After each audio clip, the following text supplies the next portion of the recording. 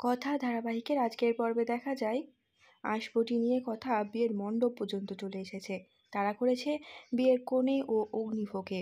কথার এমন ভয়াবহ রূপ দেখে সকলেই ভয় পেয়ে যায়। ঋতু জুনিকে বলে কথা তো জানে না যে ওটা অফিসার সরকার রয়েছে, যদি কথা ওনাকে মেরে দেয়।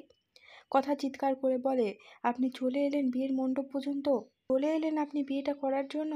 অগ্নিভ বলে, হ্যাঁ এলাম তো, কি হয়েছে? তুই বলার কে? তুই তো ছেড়ে চলে গিয়েছিস আমাকে, তুই তো ডিভোর্স পেপারে সইও করে দিয়েছিস। শোন, আমি আমার মায়ের পছন্দ করা মেয়েকেই বিয়ে করছি, যাই হোক খেয়ে যাস কিন্তু। কথা বলে, ওই কাগজগুলোই কি সব হলো? বিয়ে তো আমাদের হয়েছিল, 7 পাকে অগ্নিসাক্ষী করেই তো আমাদের বিয়ে হয়েছিল। এদিকে সঞ্চিতা পিসিয়াকে বলে, সব ঠিকঠাক চলছে কিন্তু তোরা তোদের অ্যাক্টিংটা চালিয়ে যা। কর্তা দাদুও ভয় পেয়ে যায়, বলে সবই ঠিক আছে, কিন্তু আঁশবটির যদি কোনো বিপদ হয়ে যায়।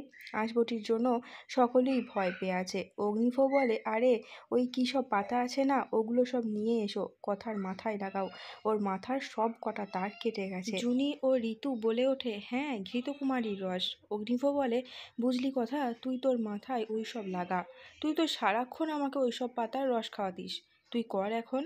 কথা ইমোশন হয়ে বলে, আপনার শরীরে কি একটু দয়া মায়া নেই? একটুও কষ্ট হচ্ছে না আমার জন্য? আপনাকে ছাড়া তো আমি বাঁচতেই পারবো না। অগ্নিভ বলে, কেন কষ্ট হবে তোর জন্য? তুই তো আমাকে ছাড়া চলে গিয়েছিস। আমাকে ছাড়া তুই যখন বাঁচবিই না, তাহলে চলে গিয়েছিস কেন? কথা কাঁদতে কাঁদতে বলে, আমি তো ভেবেছিলাম আপনি আমাকে নিতে আসবেন, তাই চলে গিয়েছিলাম। অগ্নিভ বলে, আর কখনো ছেড়ে যাবি না তো? কথা বলে, এমনভাবে বলছেন যেন আমি ফিরে এলে আপনি আর কনক চাপাকে বিয়ে করবেন না। তখনই পাশ থেকে কনক চাপা কেঁদে ওঠে। কথা রেগে যায়, বলে, এই বিয়ের মণ্ডপে কাঁদার জন্য যদি পাচক মশাইয়ের কোনো অমঙ্গল হয়েছে না, আমি তোকে ছাড়বো না। এই বলে কথা তেড়ে যায় কনক চাপার দিকে। ঘোমটা সরিয়ে দেখতেই অবাক হয়ে যায় কথা, বলে, প্রত্যয়দা তুমি?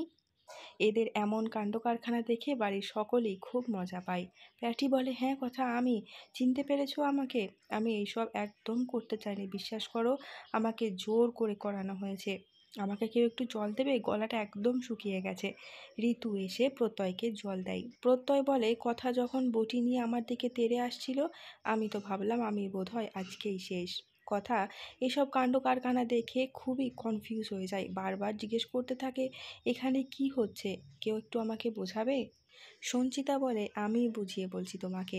কথা মা, আমি তো তোমাদের বিয়েটা দেখিনি, আমি তোমার আর আমার ছেলের বিয়েটা দেখতে চেয়েছিলাম, আর আমি তোমার থেকে ভালো মেয়ে আর কোথায় পাবো বলো তো? আর বাড়ির প্রত্যেককে আমাকে বলেছে যে তুমি এই বাড়ির জন্য, আমার অগ্নিভর জন্য কি কি করেছো। কথা ছুটে এসে সঞ্চিতাকে মা বলে জড়িয়ে ধরে। অগ্নিভ বলে, এখন তুই মাকেও হাত করে নিবি? কথাও এসে অগ্নিভকে চুপি চুপি জিজ্ঞাসা করে, একটা কথা জানার ছিল, আপনি আমাকে সত্যিই বিয়েটা করতে চান তো? অগ্নিভ মজা করে বলে, না, আসলে আমি তো কনক চাপাকে বিয়ে করতে চেয়েছিলাম।